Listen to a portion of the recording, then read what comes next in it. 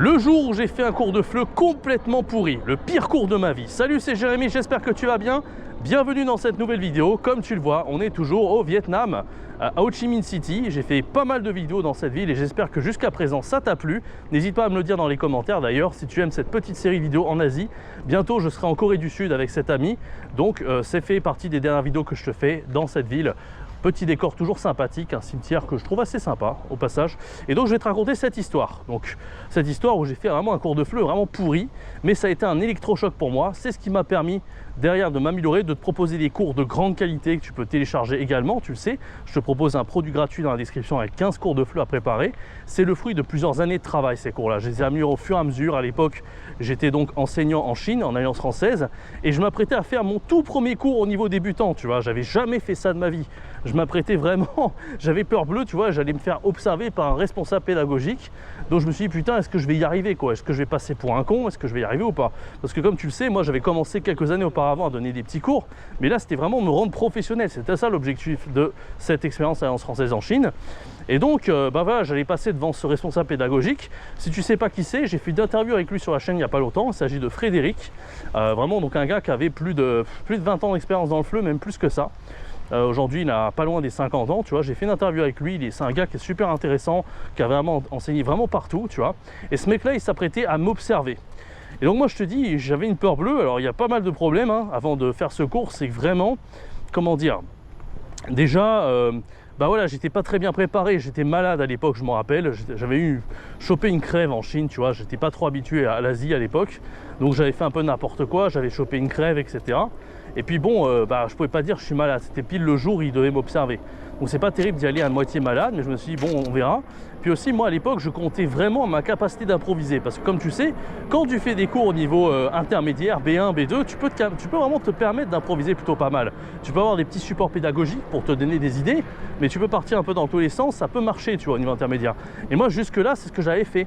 Mais j'avais jamais conçu vraiment des séquences pédagogiques logiques d'un point A à un point B. Et je ne savais pas que ça allait me coûter très cher. Donc qu'est-ce qui s'est passé ce jour-là? Le responsable pédagogique qui se met dans le fond de la salle, il commence à observer mon cours. Et c'est une vraie catastrophe, je fais n'importe quoi, je ne sais pas où je vais, il n'y a pas de début, de milieu et de fin, tu vois, j'improvise tout. Déjà je me rends compte que je parle trop vite, tu vois, c'est le problème au niveau débutant total, c'est de parler trop vite. Et le problème c'est que bah, quand tu parles trop vite, c'est la manière naturelle de parler, tu vois, là je te parle de manière naturelle, c'est vraiment trop rapide. Si je commence à parler comme ça à des A0, laisse tomber, ils ne vont pas comprendre un mot. Déjà, même si je parlais lentement et ce seraient des mots qu'ils connaîtraient pas, bah, ça serait déjà le bordel. Mais si en plus de ça tu parles vite, tu les perds complètement. Donc je parlais beaucoup trop vite, j'utilisais des mots trop compliqués. Bon, j'essayais quand même de parler lentement, mais j'y arrivais pas. Ensuite, j'essayais d'utiliser des mots comme ça, mais j'utilisais du subjonctif, à n'importe quoi. Je m'adressais plus à des B1, B2 en fait qu'à des A0. Et puis, bah là, comme j'avais rien préparé, j'utilisais en fait, je leur apprenais des trucs. Je sais pas, par exemple, j'essayais de leur apprendre les chiffres ou des trucs comme ça, alors que les gens, ils connaissaient même pas l'alphabet, tu vois. Je savais même pas par où commencer pour un premier cours. Donc en fait, c'est assez rapidement, en fait, j'avais même pas conscience, tu sais, il y a plusieurs stades de l'apprentissage selon Maslow. Je sais pas si tu connais les stades de l'apprentissage, c'est vachement intéressant. Et en gros, le premier stade, c'est l'incompétence inconsciente. Et moi, j'étais vraiment là-dedans, en fait, quand j'enseignais aux débutants total niveau A0 à 1. J'aimerais bien passer par là, mais il ne faut pas que je me casse la gueule. Donc j'étais vraiment à ce stade-là d'apprentissage de Maslow, c'est-à-dire qu'en fait, j'étais en incompétence inconsciente, c'est-à-dire que je faisais plein de conneries, mais je n'en avais même pas conscience en fait. Pour te dire que j'en avais pas conscience, parce que quand le responsable pédagogique, donc Frédéric, avec qui j'ai fait une interview, n'hésite pas à aller la voir, m'avait observé, il a regardé mon cours, il a dit « Bon alors, qu'est-ce que tu penses de ton cours ?» Il voulait savoir en fait ce que j'en pensais, est-ce que je pensais que c'était bien ou pas. Et moi je lui dis « Bon, je pense que c'est pas... » Je lui ai pas dit que ça c'était excellent, mais je lui dis « Je pense que ça va quoi, c'est pas non plus catastrophique. » J'avais pas conscience que c'était la grosse merde ce que j'avais fait. Et lui il dit ok, bon t'as pas l'air de savoir à quel point c'est grave ce que t'as fait, c'est vraiment pourri. Il m'a dit c'est limite un peu, c'est inacceptable. Il m'a dit c'est limite inacceptable. Enfin, il m'a fait comprendre que c'était du foutage de gueule quoi. Et qu'on voulait pas de prof comme ça à l'Alliance française. Moi j'ai vraiment pris une claque à ce moment-là et je me suis dit bon c'est pas possible, il y a un autre escalier là. Donc je me suis dit c'est pas possible, il va falloir que je fasse quelque chose. Et en fait ça m'a vraiment touché parce que ce mec là je l'appréciais bien déjà. Et puis il m'a pas cassé de trop en fait, il a quand même été assez diplomate. Il m'a dit ok ce que tu as fait c'est pourri, donc j'en ai pris un peu dans la gueule. Mais je me rappelle j'ai pas été vexé sur le moment, je me suis dit waouh, tout ce qu'il me dit est hyper pertinent. Il a pris des notes, il m'a dit tout ce qui allait pas, etc. Et vraiment, quand j'ai... En fait, je me suis dit, il a complètement raison. C'était vraiment un des feedbacks les plus constructifs que j'ai reçus dans toute ma carrière. Et à partir de là, en fait, j'ai tellement été vexé à mon ego que je me suis dit, c'est pas possible, plus jamais je referai un cours aussi pourri de ma vie. C'est mort, en fait.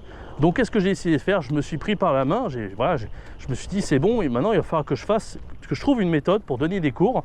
Parce que, comme tu dis, c'était pas si simple. C'est pas le simple fait d'enseigner à 0 à 1, c'est aussi le fait que c'était un public sinophone, donc des Chinois. Et en plus, ils parlaient pas anglais, tu vois. Donc, c'est pas si simple quand t'as pas d'expérience dans le FLE d'enseigner à des Chinois. Hein, une langue maternelle, ils ne parlent pas anglais, etc.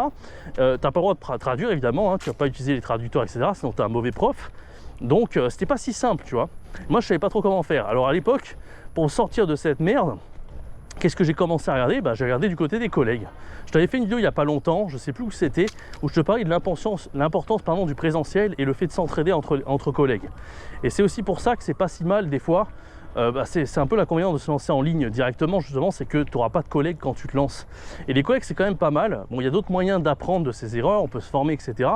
Mais c'est vrai que le fait d'échanger avec les collègues, le fait d'être dans un environnement avec des collègues, surtout en tant que prof, ça te permet de voir qu'est-ce que font les autres, en fait. Et il y a aussi, c'est pas simplement voir ce que font les autres, c'est aussi entendre ce qui se passe dans les couloirs, etc. Des fois, voilà, les murs ont des oreilles, tu peux entendre des choses.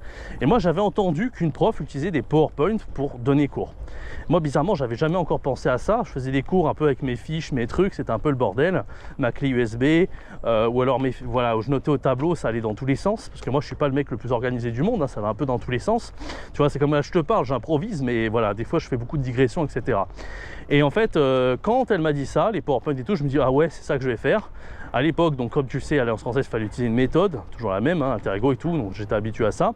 Mais je me suis dit, ok, on va commencer à utiliser cette méthode. Au début, j'ai commencé à construire mes cours, c'était pas parfait du tout, mais ça commençait à être mieux. Je sentais qu'il y avait une structure, qu'il y avait une cohérence, et j'étais à l'aise avec l'outil PowerPoint, donc c'était déjà un bon début. Et je sentais que mes cours, ils étaient passés de 2 à 3 sur 20 à 6, 7 sur 20, tu vois, 8, allez, 8, entre 6 et 8 sur 20. Je me dis, bon, c'est pas encore ça, je fais pas des super cours, mais je vais chercher à m'améliorer. Et en fait, comme c'était de l'incompétence inconsciente, je suis passé du stade d'incompétence inconsciente au stade d'incompétence consciente. Et je savais que j'étais mauvais, mais maintenant, il fallait beaucoup d'expérience, beaucoup d'efforts pour faire de super cours. Donc en fait, ça n'a pas été sorcier. Qu'est-ce que j'ai fait? J'ai donné cours avec des PowerPoint, j'ai cherché à améliorer les PowerPoint petit à petit, tu vois.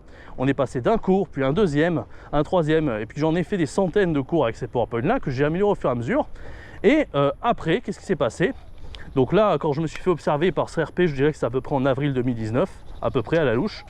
Et en fait, ce RP, il est parti après au Sri Lanka, il a ouvert sa propre école, donc on en parle dans l'interview dont je t'ai parlé plus tôt.